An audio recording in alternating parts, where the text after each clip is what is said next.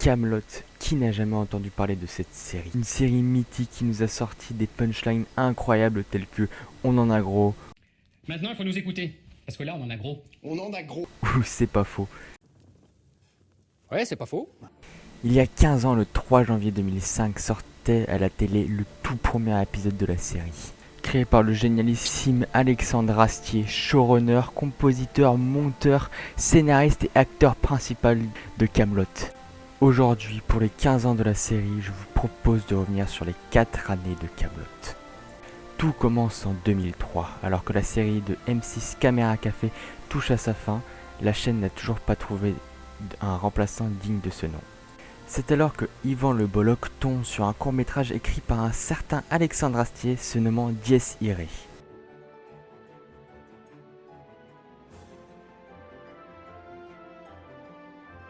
Ce court-métrage met en scène les chevaliers de la table ronde dans une réunion qui s'avère plus compliquée que prévu. Pour cela, Alexandre Astier s'est entouré d'acteurs qu'il connaît bien, comme Franck Pittiot dans le rôle de Perceval et Tony Sabat jouant Hervé de Rinel par exemple. Après, Alexandre Astier tourna plusieurs pilotes avec le cast que nous connaissons actuellement. À la différence que Enguerrand est joué par Audrey Fleurot qui jouera la Dame du Lac dans la série, et que Guenièvre est joué par Vanessa Gage qui jouera Enguerrand. Acteur qu'il avait déjà côtoyé dans de précédents courts-métrages. Indiquez les commodités, je vous prie. Que? Les toilettes. Ah, les toilettes! Voilà. J'avais rien compris. Oui, j'avais vu que... Excusez, hein. Je vous en prie. Finalement, lorsque le premier épisode sortit, il devint le succès que l'on connaît. Les épisodes des livres 1 à 4 duraient entre 3 et 4 minutes, similaires au temps d'antenne de Caméra Café, avec un dernier épisode de 7 minutes. Le livre 5 avait des épisodes d'une cinquantaine de minutes, pour finalement arriver à une quarantaine de minutes lors du livre 6.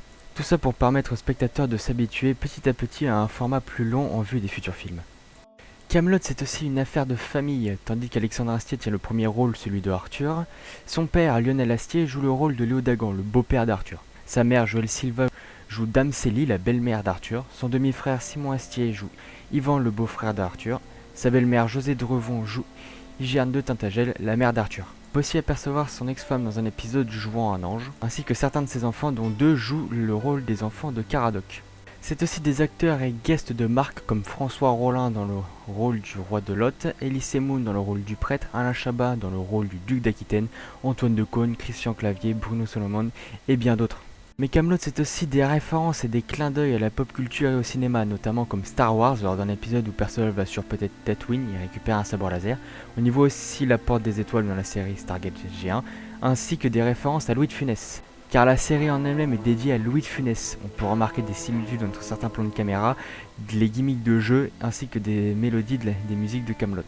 Et tout comme dans la plupart des films de Funès, ce dernier joue un personnage ayant un certain pouvoir entouré de personnes pas très compétentes et idiotes. Alexandre Astier joue un personnage disposant une autorité sur les autres personnages, qui ces derniers ne cessent de lui donner des raisons de s'énerver. Le dernier épisode se termine sur une scène en compagnie du thème musical du film Joe, un film de Louis de Funès.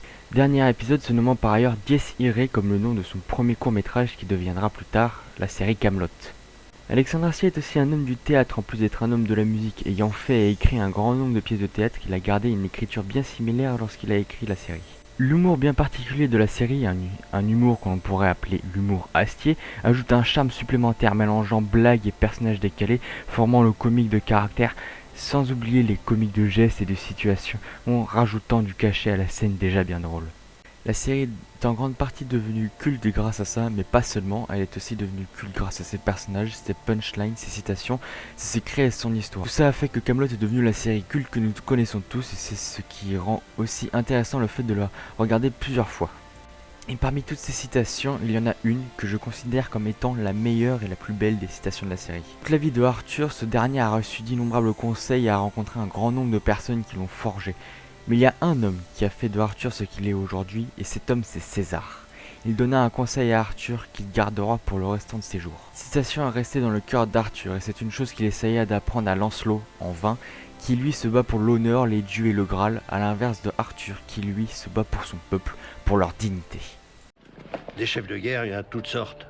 Des bons, des mauvais, des pleines cagettes, il y en a. Mais une fois de temps en temps, il en sort un. Exceptionnel. Un héros, une légende. Des chefs comme ça, il n'y en a presque jamais.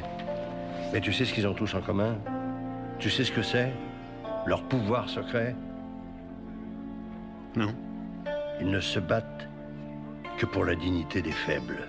J'espère qu'avec tout ça, j'ai réussi à convaincre ceux qui ne connaissaient pas Kaamelott d'aller regarder et que pour ceux qui connaissaient déjà la série, de retourner la voir en attendant l'arrivée du premier film qui sort dans quelques mois. J'espère que cette vidéo vous aura plu. Si c'est le cas, laissez un pouce bleu, un commentaire. N'oubliez pas de vous abonner et d'activer la cloche pour ne rien rater des autres vidéos. Et sur ce, je vous dis à bientôt pour de prochaines vidéos.